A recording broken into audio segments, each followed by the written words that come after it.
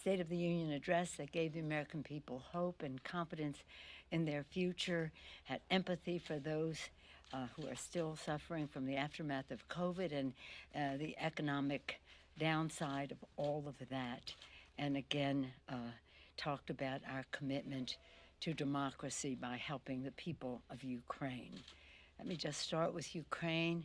It's just amazing to see the diabolical actions taken by Putin as he has complete disregard for sovereignty, democracy, or human life, including civilian lives, and those of children. Very pleased that we had a very strong bipartisan resolution yesterday expressing support for the people of Ukraine and talking about our commitment for helping with their defense, helping with their economy, helping with their humanitarian needs. And then again, we will be, in our appropriations bill, we've received the president's request, having that under consideration now as to how we go forward. There's so much to be said about Ukraine, including just the most recent statement by the readout from the French on the Macron-Putin conversation. I don't know whose analysis it is, but the readout was that the worst is yet to come. There's more bad to come. So it's pretty horrible. So again, I want to salute the president. He, working with our allies, are presenting a united front against Putin. If his intention was to divide NATO and the West, not just NATO, but other countries, in fact, he has instead unified them even further in terms of their commitment to sovereignty, democracy, and peace. Again, over the past year, the U.S. has sent Ukraine over over $1 billion in security assistance, and again, with our allies, to continue to do even more in those areas I mentioned: security, economics, their economy, and meeting their humanitarian needs. The president also talked in his speech about some unity measures in the Congress of the United States. We are now in the midst of completing the Competes Act. We call it Competes. It has another name. America Competes in 2022. The America Competes Act. They have a different name, but we have the same goal. It's about three things. It's about making chips, developing chips, $52 billion for chips and semiconductors. It's about addressing the supply chain needs, $48 billion to address the supply chain, to increase supply and therefore reduce cost and make us independent and self-sufficient as a country by not depending on the needs of some countries, the supplies of some countries of concern. And then the third part, which is about education and research and STEM research, science, technology, engineering, and math, in order to have more diversity and more everyone participating in the economic security and prosperity of our country. The president also talked about what we can do in some other areas in fighting cancer, opioids, issues like that, where I think we do have common ground and can participate. And he talked about our veterans in that unity message. And in that, he talked, and I was particularly excited about honoring the PACT Act. Some of you have heard me say before, this goes way back 40 years for me as a chair of the California Democratic Party when I went with Dick Gregory to be part of a hunger strike with our Vietnam vets who were protesting against the use of Agent Orange and what it meant to their health after the war. It took us a very long time to address those concerns. In fact, we didn't really complete it until a few years ago when we addressed the Blue Water, the Navy, part of that. But we can't wait that long for the burn pits. So right now on the floor, we are just gaveling down, and that's why I was running a little bit late, the burn pits legislation. where our young people, our men and women in uniform, whatever their age, find themselves in harm's way to fight for our freedom, are also in harm's way because of the burn pits. And they have cancer after the fact. Sometimes it doesn't even come until 6, 7 years later. But the fact is, if they were present, there is a presumption that is a relationship. We had a press conference yesterday on it. We had our amendments yesterday. Today we passed the bill, and now we will work with the Senate to make it easier and healthier for our, it's a cost of war. And it really amazed me, and I'm rarely amazed and surprised around here. But for the Republicans to go to the floor and say, the veterans really don't want this help with their help because it's going to cost money. And they're more concerned about the budget of the than they are about their health. Oh, really? You just gave tax cuts in 2017 to the richest people in America. Tax cuts for the rich, cancer for our veterans. That's how we see this discussion and this debate. That's how Mr. Raul Ruiz, who's been a very important part of all this, says it, and I agree with him. Mr. Mark Takano, chair of the Veterans Affairs Committee, has done a great job with all of this, and I'm very proud of his work, honoring our pact and honoring the pact. And then Elaine Loria, who has a veteran herself, also a member of the Armed Services Committee, very much a part of this legislation. But again, we have bipartisan support. It's a good number of Republicans who voted for it today. A larger number did not, but nonetheless, it's a bipartisan bill. So getting back to the State of the Union, I was very proud of what the President had to say about Ukraine, what he had to say about our veterans, what he had to say about our country's future, and the priorities that he put forth where he saw places where we could be unified, Democrats and Republicans, in coming together on all of this. We are in the midst of putting together our omnibus bill, so I'm going to have to run. We are also in the midst of putting together our competes bill, and both of them, the omnibus has a shorter fuse, but both of them need to be done as soon as we possibly can. With that, I'll be happy to take any questions you may have. Yeah, why don't you go first this time? Obviously, the 1-6 committee had a filing last night, and I know you don't want to talk directly about their work. That's right. But let me ask you,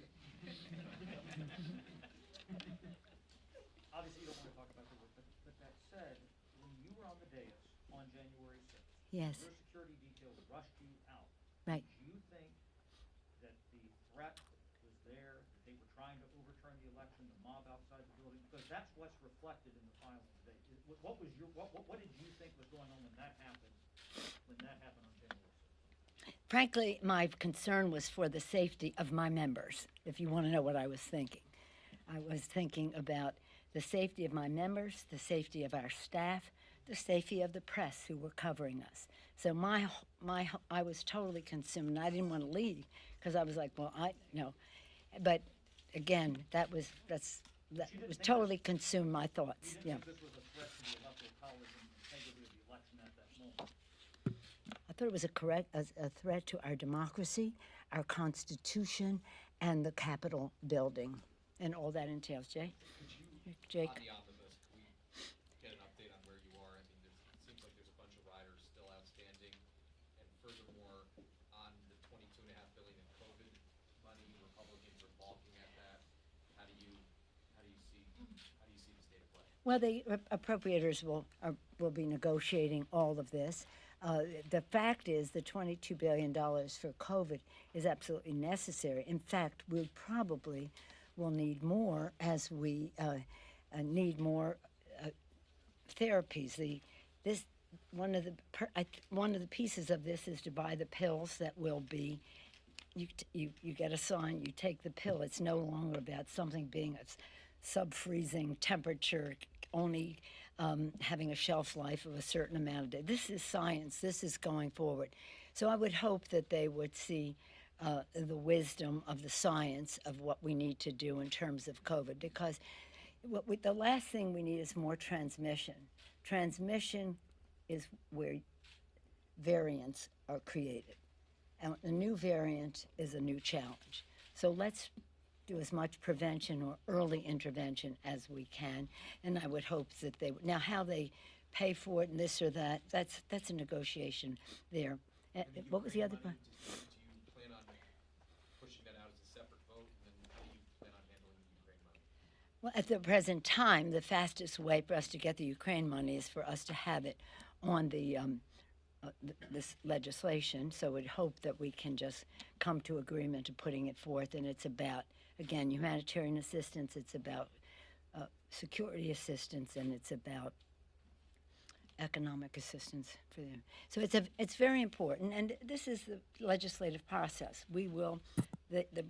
I'm an appropriator, so I'm always trusting that left to their own devices, the appropriators, Democrats, Republicans, House and Senate, understand the urgency of meeting the needs of the American people as we keep government open. And in this case, we have a pandemic to address and the challenge that we face in Ukraine, and hopefully that will be Ukraine and COVID will be emergency. It will be emergency. They won't be part of the regular budget caps and the rest. Yes, ma'am. Madam Speaker, average gas prices in the Bay Area surged above $5 a gallon for the first time ever in history. So how To high, about $5 a gallon. yeah, above $5 a Yeah. gallon. So how high do gas prices need to get before you would support something like opening up federal lands to drilling? Well, let me just say that the issue of the price of gas and the price of oil is directly related to what is happening in the Ukraine. Doesn't mean it can't go up and down without a Russian diabolical intervention into a sovereign country, but it is related to that. And I heard a parliamentarian from Ukraine today saying, our people are being killed, our country's being overrun, and people are complaining about paying a little more for the price of gas. Well, we don't want people to have to pay a little more for the price of gas. And one of the suggestions that has come up is that we have a holiday from the gas tax. I bring that up because that's what we've heard the most of. And that sounds good. But do you know that there is no guarantee that the oil companies pass that reduction on to the consumer? And it's very hard to write a bill that requires them to pass it on to the consumer. You think that it's at the pump, it's the consumer paying it, comes off, but that's not the way it works. So I think that if we can have a holiday that guarantees the consumer benefits rather than more profits for the oil companies, that would be a path that we can take. The President has already talked about releasing oil from as he already has done from the sprawl and others. But I'm not for drilling on public lands. Yes, ma'am. Just to follow up on Chad's question with respect to what you and every member experienced, and given this filing that the committee released last night, do you believe former President Trump should be held criminally responsible? I'm not going to for answer any January 6th? questions about what the committee is doing. They have their independence. I've kept myself completely separate from their actions, and I have no intention of commenting on them except to thank them for seeking the truth and seeking the truth so that the American people know what the assault was on our Constitution, our Congress, our Capitol. Capitol, that's easy. You just repair it. The traumatic effect on our workers and the rest, harder to repair. It was a terrible thing. And again, seeking the truth is very important, and it won't be happening with my answering questions in here.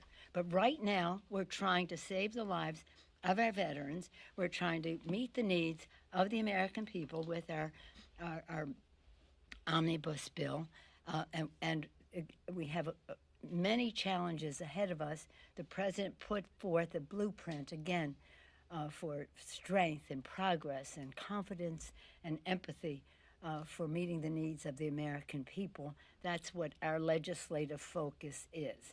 The investigation of the committee is their work. Yes, ma'am. Yes. Madam Speaker, there's been a push by some Democrats to ban the import of Russian oil, and I believe that Senators Manchin and Murkowski are going to put forth a bill on that today. Where do you stand? I'm all for that. Ban it. Ban the oil. Ban the oil come from Russia. Yeah. Yes, ma'am. Madam Speaker, we saw the State of the Union, no mask there. We saw the Yeah. guidance come down on Capitol Hill. Is it time to reopen the Capitol to visitors? And could this be the last extension of proxy voting in the House? No, that's up to the Capitol physician. That we take all of our guidance from there, including opening the House. I think you'll see an unfolding now of the Capitol opening. It's about COVID, and it's about security. Mostly, it's about COVID, though, and so that will be up to the sergeants at arms, and it will be up to the Capitol physician, and we just take our guidance from them. I mean, we were very fortunate that they came to the conclusion that all members could participate in the State of the Union address, but it was up to them. We could not make that call. Yeah. Madam Speaker, Yes, on sir. the State of the Union, Speaker, on the Last question. on the State of the Union, Yeah. we did see numerous outbursts from Representatives Boebert and Green during President Biden's speech. As I'm sure you probably remember, when Congressman Joe Wilson yelled "You lie" at President Obama in 2009, the House actually passed a resolution of disapproval on that. We haven't heard any talk of that now, but I'm wondering just what is your reaction to those outbursts? Should any action be taken, and what does it say about this process? Let me just say this. I agree with what Senator Lindsey Graham said. Shut up. That's what he said to them. I think they should just shut up. Thank you all very much.